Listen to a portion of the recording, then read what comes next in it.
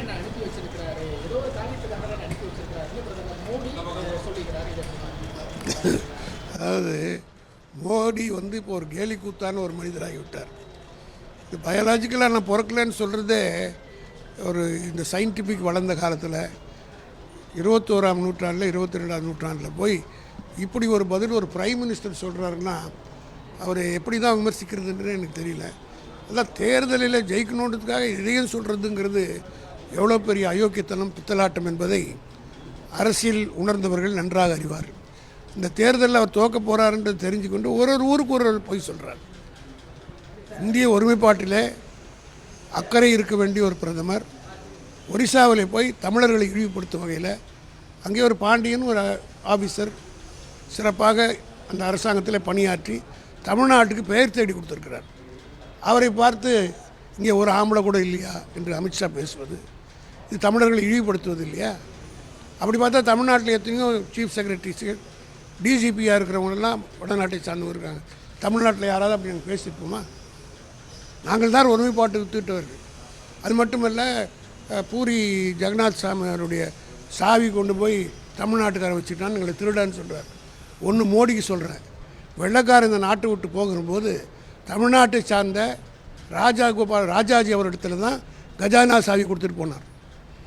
ஆக இந்தியாவினுடைய சுதந்திரத்தை கொடுக்கறது கூட ஒரு தமிழ்நாட்டுக்காரன் நம்பி தான் வெள்ளைக்காரன் இந்த நாட்டை விட்டு போனான். அப்படிப்பட்ட தமிழர்களை இழிவுபடுத்துகிற வகையில் மோடி பேசுகிறார். இவருடைய கடவுளுடைய அவதாரம்னு முதல்ல சொன்னார். இப்போ கடவுள் இதுக்காகவே அமிச்சாருன்றார். அமிச்சிருந்தால் கடவுள்கிட்டே போய் அவருக்கு செட்டில் ஆகிடலாம். இங்கே அவர் இந்திய நாட்டு மக்கள் விடை கொடுக்க போகிறார்கள். அனுப்பிய கடவுளோட போய் அவர் ஐக்கியமாகி கடவுள் பணியை தீவிரமாக செய்யட்டும்.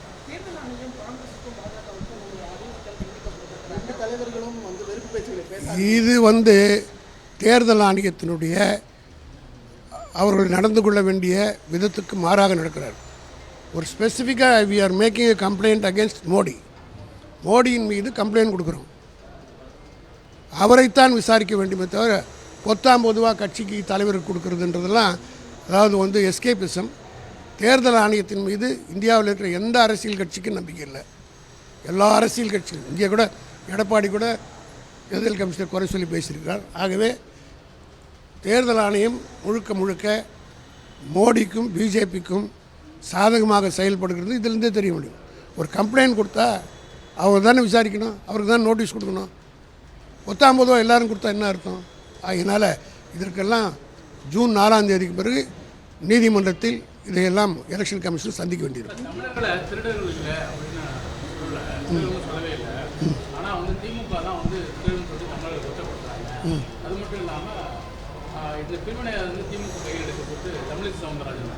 தமிழிசை சவுந்தரராஜன் முதல்ல தமிழை சரியாக படிச்சு பேர் தமிழிசைன்னு வச்சுக்கிட்டு தமிழை கொலை பண்ணக்கூடாது. அதாவது பூரி ஜெகநாத் சாமியாருடைய கோயில் சாவி தமிழ்நாட்டில் இருக்குதுன்னா அதுக்கு என்ன அர்த்தம்? உங்களுடைய சொத்து என் பாக்கெட்டில் இருக்குதுன்னா என்ன சார் அர்த்தம்? That amounts to theft. உன்னுடைய நாலேஜ் இல்லாமல் உன் ப்ராப்பர்ட்டி என் கையில் இருந்தால் பொசிஷன் ஆஃப் ப்ராப்பர்ட்டி இருந்தாலே தெஃப்ட்டு. இது சாதாரண ஆளுக்கு கூட தெரியும். இதை அம்மா பிரித்து பேசுகிறாங்கன்னா என்ன அர்த்தம்? அதை விட்டுருங்க. தமிழ்நாட்டில் அமித்ஷா பேசினார இந்தியா ஒரிசாவில் ஒரு ஆம்பளை கூட இல்லையா, ஒரு தமிழன் தான் அவங்களை ஆளணுமான்னு. இதே கேள்வி எலெக்ஷன் முன்னாடி கேட்டிருந்தா உத்தரப்பிரதேசத்தில் நாங்கள் கேட்டிருந்தோமா மோடி இப்போ அங்கே நிற்க முடியுமா? குஜராத்தில் பிறந்த மோடி உத்தரப்பிரதேசத்தில் போய் நிற்கிற போது அந்த மக்கள் அதை கேட்க ஆரம்பிச்சிருப்பாங்கள்ல. அங்கே தேர்தல் முடிஞ்ச பிறகு இந்த பேச்சு இங்கே பேசுகிறார் அமித்ஷா. ஆக சந்தர்ப்பவாதி அரசியல்கள் நாட்டை எனக்கு இருக்கிற பயமே இந்த பேச்சுகள் எல்லாம் தேர்தல் முடிந்த பிறகு நாட்டை சின்னாபின்னம் ஆக்கி விடுமோ, ஒருமைப்பாடு குலைந்து விடுமோ, ஒரு மாநிலமும் அவரவர்கள் குரல் எழுப்ப ஆரம்பித்து விடுவார்களோ என்ற பயம் எங்களை போன்றவர்களுக்கு இருக்கிறது. செய்திகளை உடனுக்குடனும் துல்லியமாகவும் தெரிந்து கொள்ள சப்ஸ்கிரைப் பண்ணுங்க.